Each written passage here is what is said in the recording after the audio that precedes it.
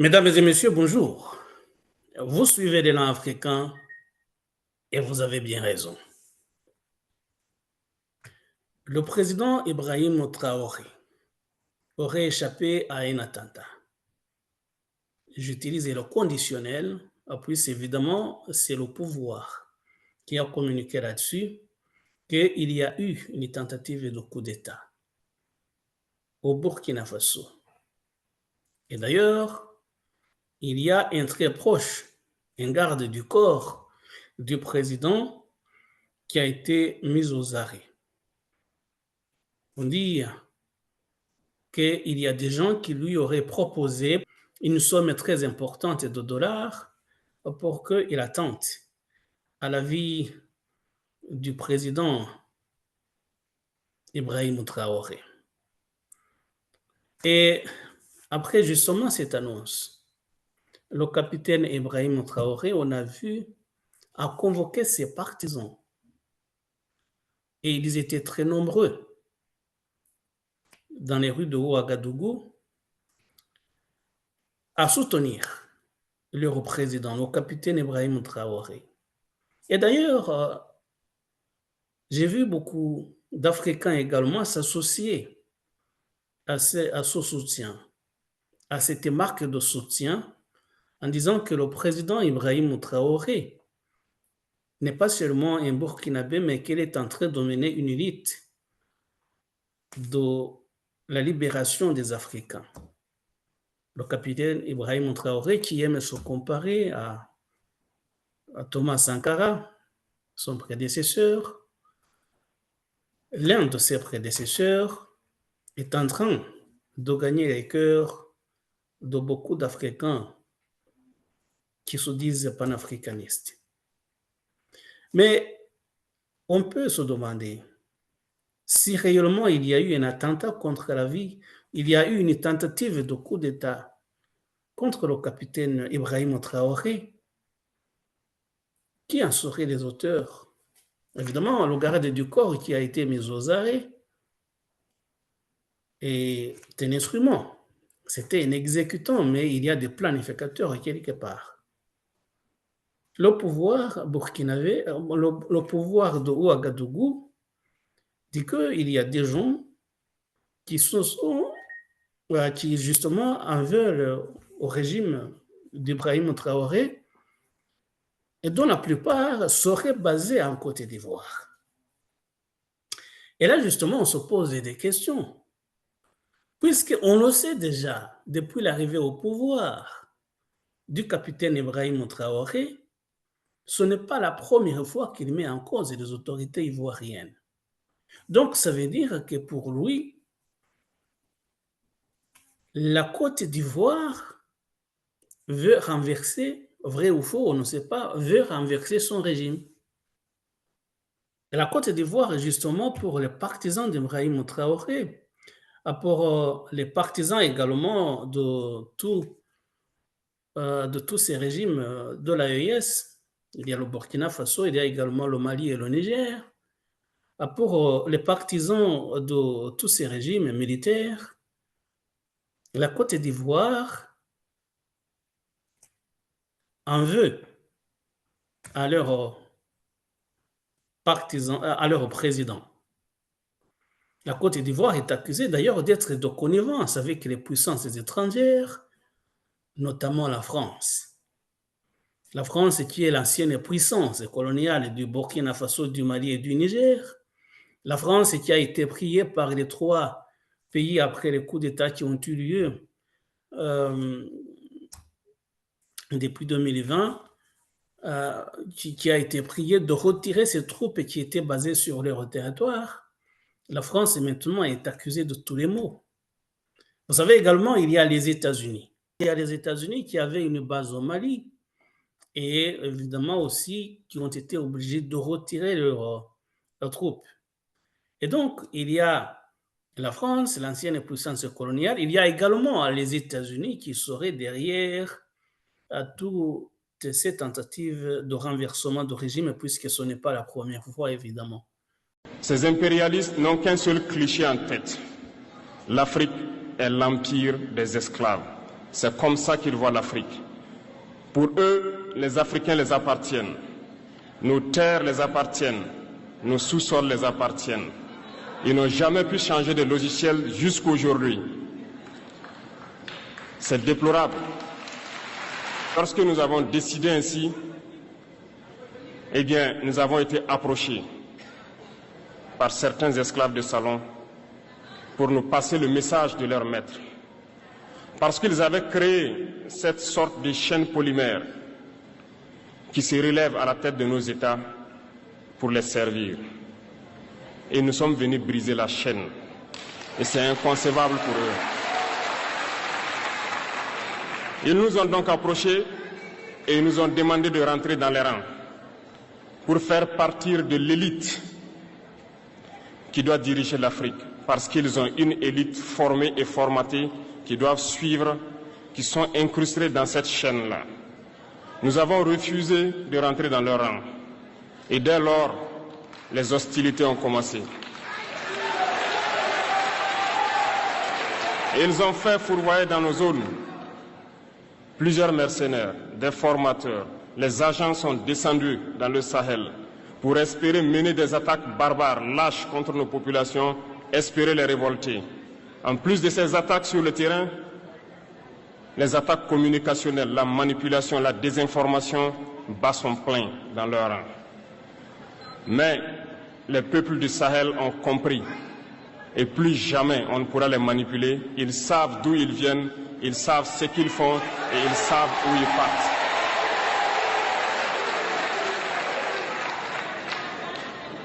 Nous n'allons plus permettre cela.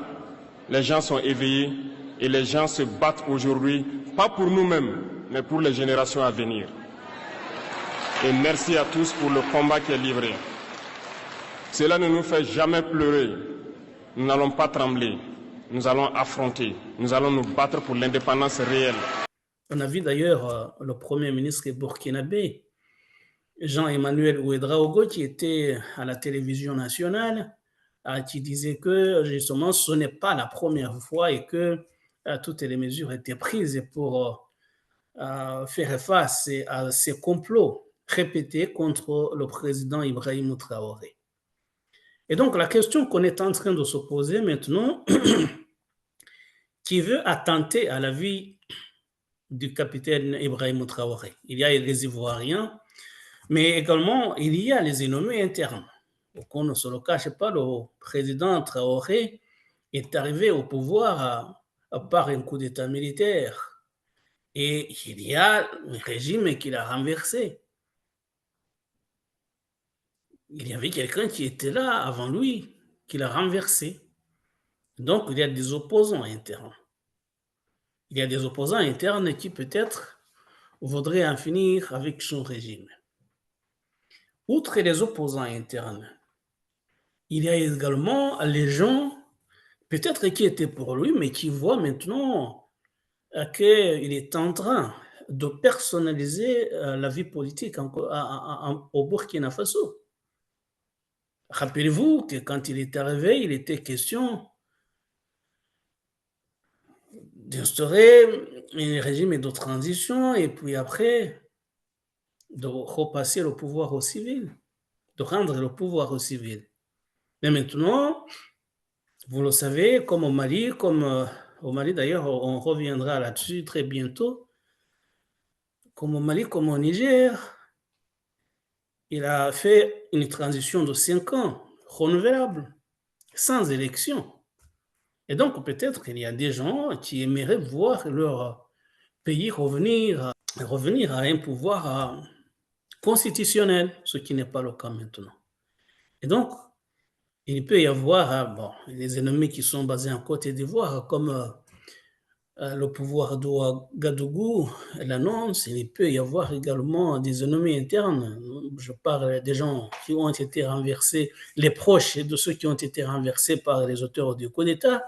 Il peut y avoir tout simplement des amoureux de la démocratie qui aimeraient voir que leur pays soit dirigé par des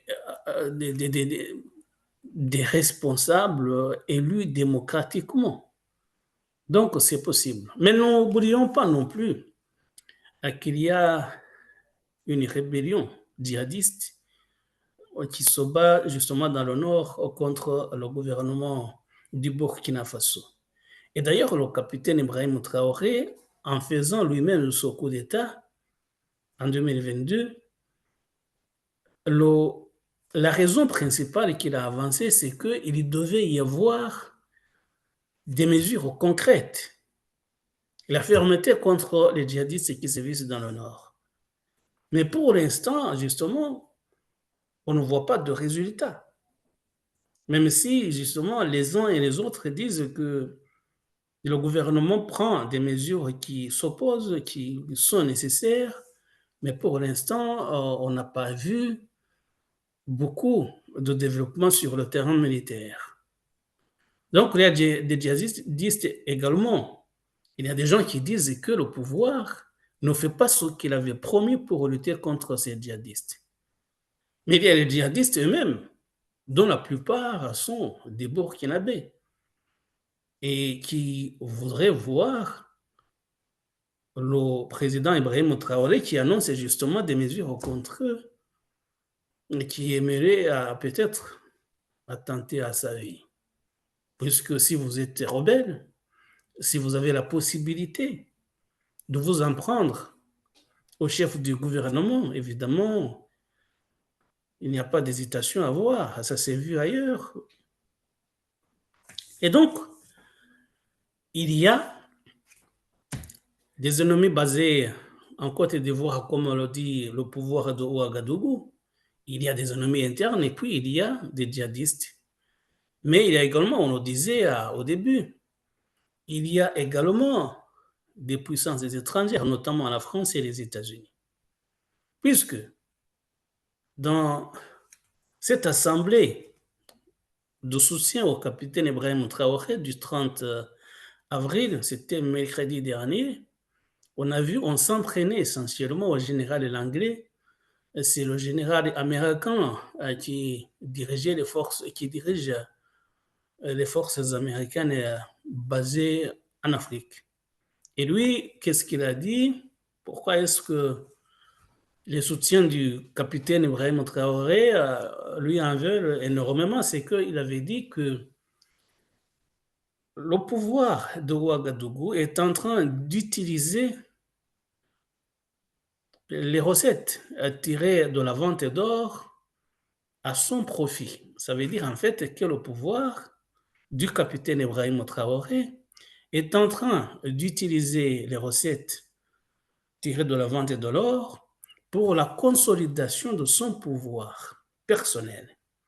C'est ce qu'a dit, ce sont les déclarations du général Langlais, le général américain. Et voilà, évidemment, cela a mis en colère les autorités du Burkina Faso. Et les soutiens, ceux qui participaient à cette assemblée de soutien au capitaine Ibrahim Traoré, justement, scandé des propos très hostiles à ce général américain. Donc, parmi les puissances étrangères, il y a la France essentiellement et il y a les États-Unis. Mais on sait qu'effectivement, le pouvoir du Burkina Faso, quand le capitaine Ibrahim Traoré a pris le pouvoir, comme ses homologues du Mali et du Niger, ils ont quasiment changé de paradigme. Ils ont tout simplement renversé la table. Les partenariats qui existaient entre le Burkina Faso et l'Occident, en passant par la France et les États-Unis, ils ont renversé la table, ils se sont retournés carrément vers l'Est. Ils ont noué d'autres partenariats avec la Russie et avec d'autres puissances émergentes comme la Chine et la Turquie d'ailleurs aussi. Ce qui veut dire que cela peut justifier l'hostilité de ces puissances évincées qui en voudraient bien sûr au régime en place s'il y avait la possibilité de renverser le capitaine Ibrahim Traoré pour instaurer quelqu'un et qui leur serait favorable, évidemment, cela s'est vu ailleurs, cela se ferait également. Mais il y a également des acteurs économiques qui peuvent en vouloir au capitaine Traoré. Puisque je parlais du grand oral qu'a tenu à la télévision nationale le Premier ministre Jean-Emmanuel Ouedraogo, il a dit que le gouvernement qu'il dirige, évidemment le gouvernement du capitaine Traoré, va faire en sorte que davantage de mines d'or soient exploitées au profit des nationaux, une sorte de nationalisation. On ne peut pas reprocher aux autorités burkinabées, bien sûr, de vouloir que leurs ressources profitent à leur population, cela est normal. C'est ce qui aurait dû être fait depuis longtemps. Et donc, comme au Mali, comme au Niger, ils veulent que les ressources minières de leur pays profitent d'abord aux nationaux. Et pour cela, félicitations. Félicitations, bien sûr. On en a marre de voir les Africains souffrir. Beaucoup de populations africaines vivent dans une pauvreté extrême alors que leur pays regorge de beaucoup de ressources qui vont profiter aux multinationales qui les exploitent. Et donc, la décision qui a été prise par les autorités burkinabées dans ce sens est à saluer. Félicitations.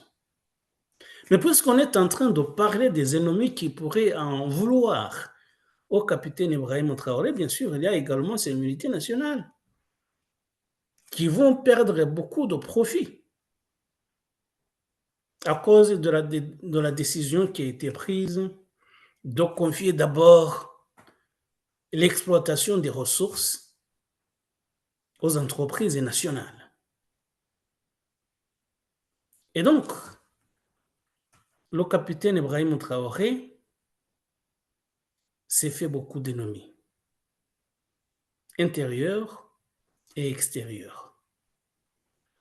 Et c'est peut-être pour cela qu'il est en train de traverser une période très difficile. Je ne dis pas que peut-être la tentative de coup d'État a réellement eu lieu. Justement, on se fie à la communication officielle, mais des fois, ce que disaient les politiciens